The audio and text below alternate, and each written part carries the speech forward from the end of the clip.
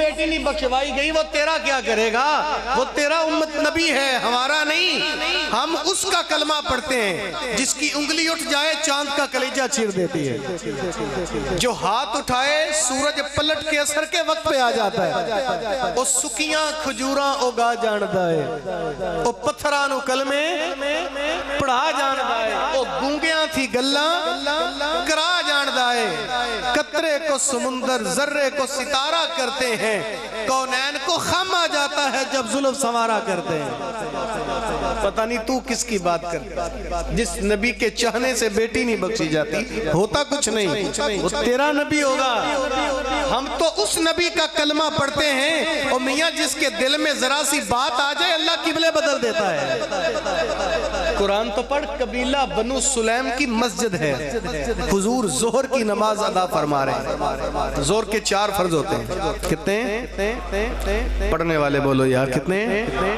4۔ ابھی میرے حضور نے 2 پڑھائے تھے کہ مزاج یار میں بات آ گئی، باری تعالیٰ تو نے امام الانبیاء کا مجھے منصب عطا کیا، ختم نبوت کا تاج میرے سر پہ سجایا، کیا تھا میرا قبلہ بھی بیت اللہ بنا دیتا۔ اللہ اکبر، یہ حضور کے دل میں بات آئی۔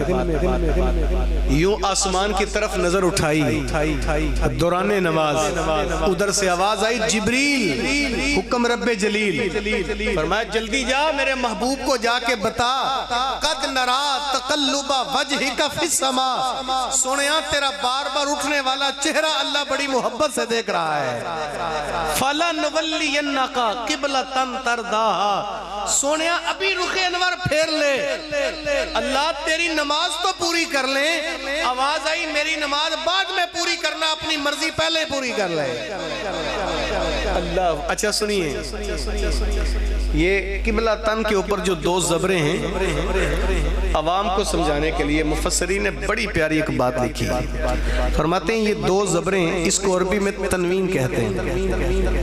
تنوین اسم کی علامتوں میں ایک علامت ہے، اور اسم کی 2 قسمیں ہوتی ہیں، معرفہ اور نکرہ۔ معرفہ خاص چیز کو کہتے ہیں اور نکرہ عام کو۔ مفسرین فرماتے ہیں یہ تنوین نکرہ کی ہے، حالانکہ حضور کے ساتھ جڑ جائے ہر چیز معرفہ ہو جاتی ہے، لیکن یہ نکرہ ہے۔ کیوں؟ مفسرین لکھتے ہیں اللہ بتانا چاہتا ہے، سنیا فَلَنُوَلِّيَنَّكَ قِبْلَةً تَرْضَاهَا، محبوب تو بیت اللہ کی بات کرتا ہے، آج تو جدھر منہ کر دے گا اللہ اسے قبلہ بنا دے گا۔ می وریا کستوریاں دا جد یار نچوڑیاں زلفاں، تے قبلہ اوتھے ہی بنیا سائم جتھے یار نے موڑیاں زلفاں۔ پتہ نہیں تو کس کی بات کرتا ہے۔ اچھا حواری کھڑا ہو کے عرض کرتا ہے، اے ابن مریم جس کے آپ قصیدے پڑھتے ہیں، کیا وہ آپ سے بھی افضل ہے؟ فرمایا میاں تو افضل ہونے کی بات کرتا ہے، وہ اتنا عظیم المرتبت ہے، اتنی عظمتوں کا حامل اور فضیلتوں کا مالک ہے، اگر اس محبوب کے نالین کے تسمے کھولنے کی سعادت ابن مریم کو مل جائے، یہ بھی مقدر کی بات ہے۔ اور بھائی ہم تو مقدر والے ہیں، ناز والے، ہم نے آرزو نہیں کی، تمنا نہیں کی، خواہش نہیں کی، دعا نہیں مانگی، خط نہیں لکھا، راہیں نہیں تکیں، ہم تو ماں کی گود میں آئے، مؤذن نے کان میں کہا مبارک ہو محمد کا غلام بن کے آیا ہے۔ ہمیں تو وہ کہنا فخر کا دل میں دریچہ باز کرنا چاہیے، جن کا تو آقا ہے ان کو ناز کرنا چاہیے۔ اس کی ایکو تھوڑی کم کر دیں یار، ہم تو اس نبی کے امتی ہیں یار، اللہ تعالیٰ کا وعدہ ہے، لولاکا لما خلقت الافلاق، لولاکا لما خلقت الدنیا، لولاکا لما خلقت العرش، لولاکا لما خلقت اللوح والقلم۔ اے محبوب تجھے پیدا نہ کرنا ہوتا میں فلاک پیدا نہ کرتا، دنیا پیدا نہ کرتا، لوح و قلم پیدا نہ کرتا، عرش و کرسی پیدا نہ کرتا، لولاکا لما اظہرت ربوبیہ، تجھے محبوب پیدا نہ کرنا ہوتا میں اپنا رب ہونا اظہار نہ کرتا۔ کنت کنزن مخفیہ، میں تو چھپا خزانہ تھا۔ وہ کیا کہتا ہے نا، محمد نہ ہوتے تو اے بندہ پرور، خدا خود ہی ہوتا خدا ہی نہ ہوتے۔ اعلیٰ حضرت فرماتے ہیں نا، وہ جو نہ تھے تو کچھ نہ تھا، وہ جو نہ ہو تو کچھ نہ ہو، جان ہے وہ جہان کی، جان ہے تو جہان ہے۔ میرے حضور فرماتے ہیں، اللہ فرماتا کنت کنزن مخفیہ، میں تو چھپا ہوا خزانہ تھا، مجھے جانتا ہی کوئی نہیں تھا۔ احببت ان اعرفا، مجھے محبت ہوئی کہ میں پہچانا جاؤں، اپنی پہچان کے لیے، اپنی چاہت کے لیے اللہ فرماتا ہے میں نے اپنے نور سے ایک نور پیدا کیا، اس نور سے آواز آئی الحمدللہ رب العالمین، سن کے میں نے بھی کہا وما ارسلناک الا رحمت للعالمین۔ سنیا، جہاں جہاں تک میری خدائی ہے وہاں وہاں تک تیری مصطفیٰ ہے۔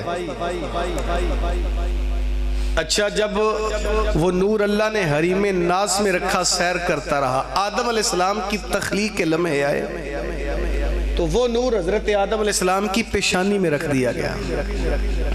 فرشتوں کو سجدے کا حکم ہوا، وہ سجدہ کر کے کھڑے ہوئے، جناب آدم کی جانب محبت سے فرشتے مسلسل دیکھتے رہے۔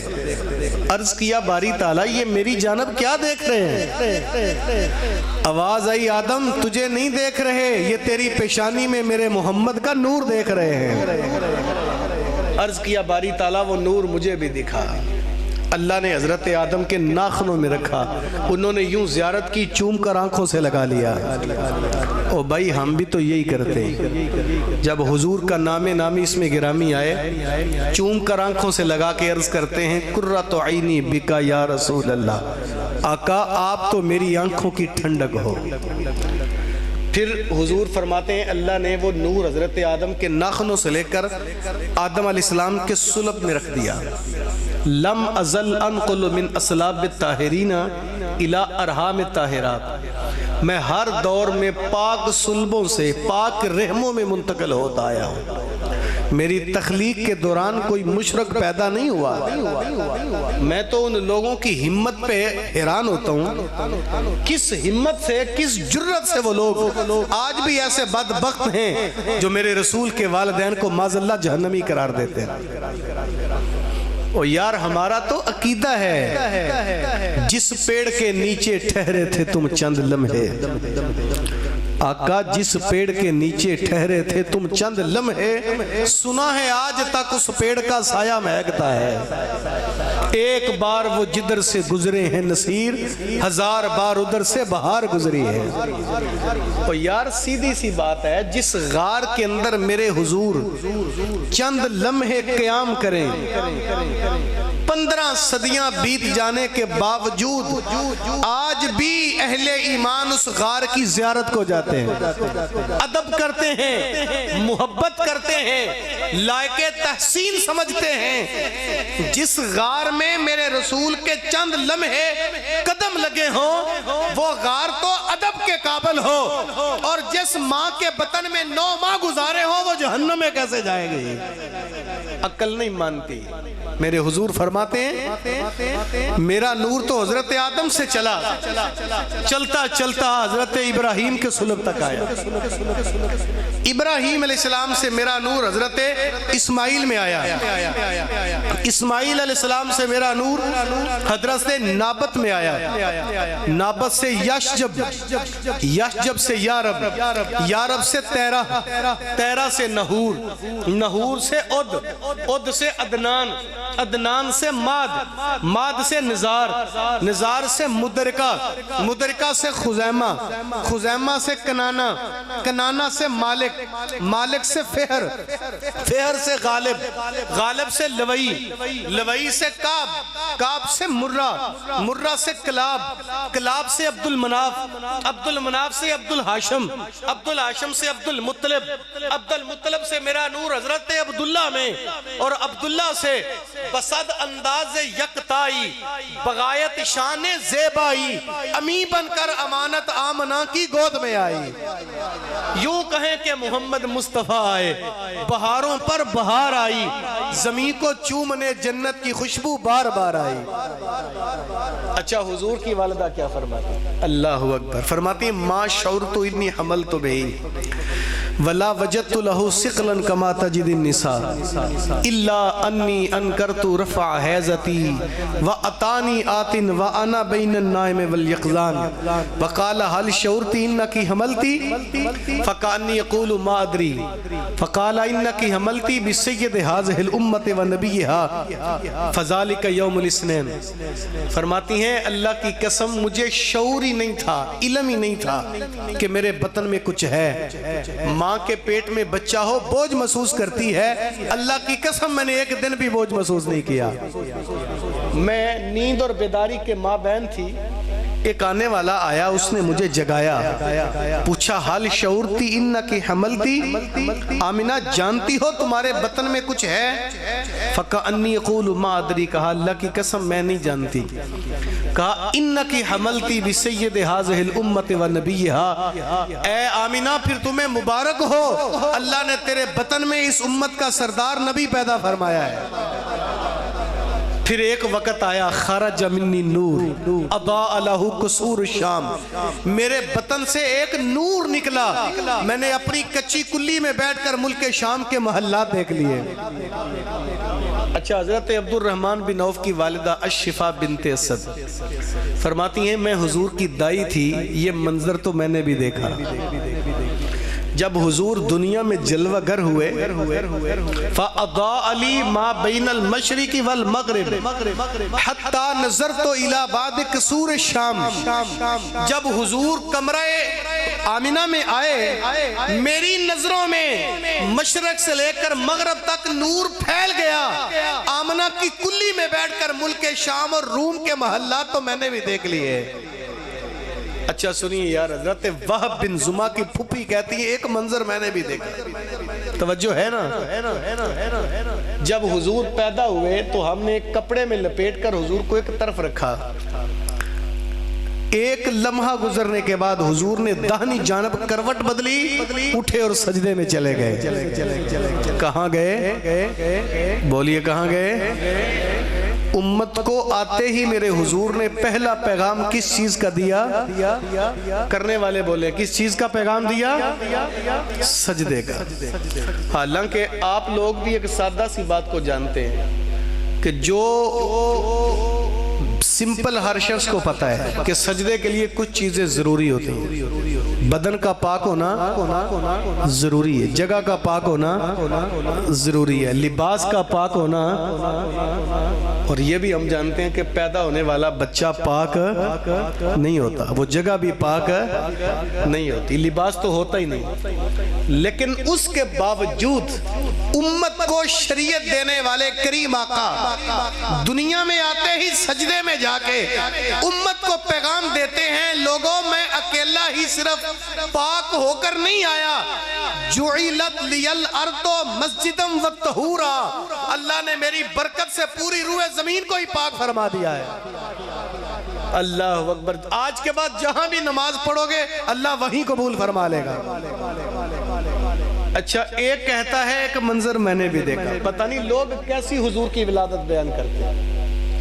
ایک نے کہا میں نے بھی دیکھا، حضور پیدا ہوئے تو ختنہ شدہ تھے اور حضور کی ناف کٹی ہوئی تھی، ناف، اور آپ کو پتہ یہ جو بچے کی ناف ہوتی ہے اس ناف کے ذریعے اللہ بطن مادر میں گندے خون سے ماں کے بچے کو خوراک دیتا ہے۔ اور ایک اور بات یاد رکھیں، ہر ماں کے پیٹ میں گزرا ہوا وقت بندے کی مرضی کا نہیں بلکہ اللہ کی مرضی کا ہوتا ہے، اور جہاں اللہ کی مرضی کا وقت ہو وہاں فرق نہیں آتا۔ جس ماں کے پیٹ میں بچہ ہو وہ محل میں رہنے والے بادشاہ کی ملکہ ہو یا جھونپڑی میں رہنے والے فقیر کی بیوی، اللہ ہر ماں کے پیٹ میں ہر بچے کو خوراک ایک طریقے سے عطا فرماتا ہے۔ اللہ کے قانون میں فرق، وہاں امیری غریبی نہیں ہوتی، اللہ کے قانون میں کبھی فرق نہیں آتا۔ لیکن سوال ہے باری تعالیٰ، تیرا محبوب جب اس دنیا کائنات میں جلوہ گر ہوا تو جس ذریعے سے تو خوراک دیتا ہے وہ تو ذریعہ موجود ہی نہیں تھا، اللہ پاک تو بطن مادر میں اپنے محبوب کو کیسے خوراک دیتا رہا؟ آواز آئی تم نہیں سمجھ سکتے، یہ خدا جانے یا مصطفیٰ جانے۔ بلکہ اور دیکھ لیں یار، ایک صحابی نے بھی سوال کیا متا وجبت لک النبوہ، حضور آپ کو نبوت کب ملی؟ مسکرا کے فرمایا میاں کب کا تعلق زمانے سے ہوتا ہے۔ کس سے ہوتا ہے؟ جب تمہارے والد حضرت آدم پیدا ہوئے زمانہ تب شروع ہوا۔ تمہاری عقل کی پرواز حضرت آدم سے آگے گزر سکتی، وہاں تک انسان کی پرواز ہے، کیونکہ آگے سے انسان تھا ہی نہیں۔ جب تمہارے ابا جی ابھی بنے تھے، کنتو نبیوں و آدم بین الماء والتین، کنتو نبیوں و آدم بین الروح والجسد، کنتو نبیوں و آدم لمن جاندو فی تین ہی۔ فرمایا جب آدم تمہارے والد ابھی مٹی اور پانی کے درمیان تھے، میں تب بھی نبی، بولیے میں تب بھی نبی، جب آدم کا خمیر گویا جا رہا تھا میں تب بھی نبی، جب آدم روح اور جسم کے درمیان تھے میں تب بھی نبی۔ مجھے کیسے